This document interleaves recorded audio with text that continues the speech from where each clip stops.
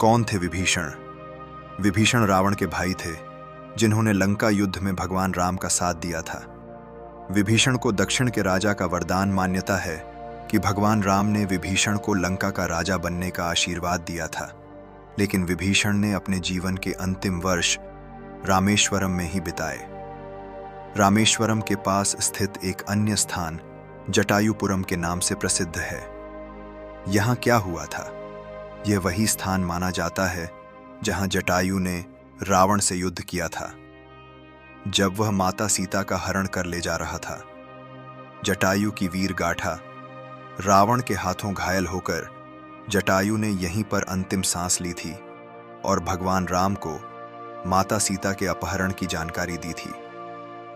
रामेश्वरम में स्थित ज्योतिर्लिंग की एक खास विशेषता यह है कि यह आकार में अन्य ज्योतिर्लिंगों से थोड़ा अलग है।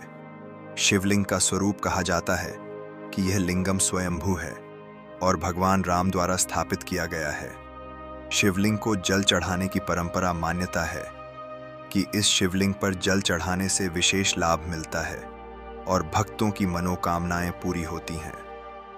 रामेश्वरम की पौराणिक गाथा जितनी रोचक है, उतनी ही रहस्यमय भी।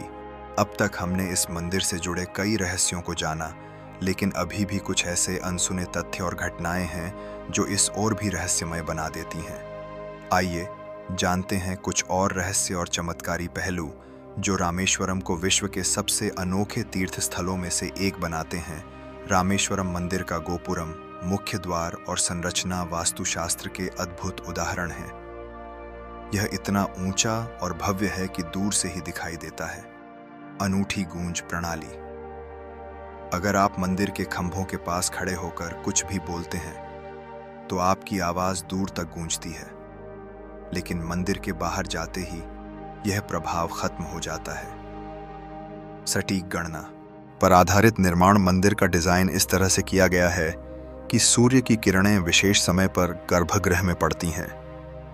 रामेश्वरम में कुल 64 पवित्र कुंड तीर्थ हैं, जिनमें से 22 मंदिर परिसर के अंदर स्थित हैं।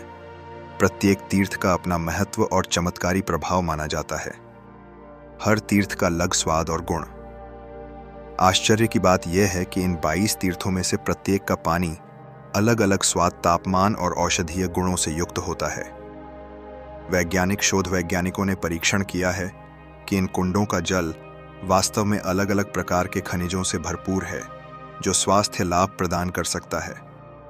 आध्यात्मिक मान्यता कहा जाता है कि इन कुंडों में स्नान करने से सभी पाप धुल जाते हैं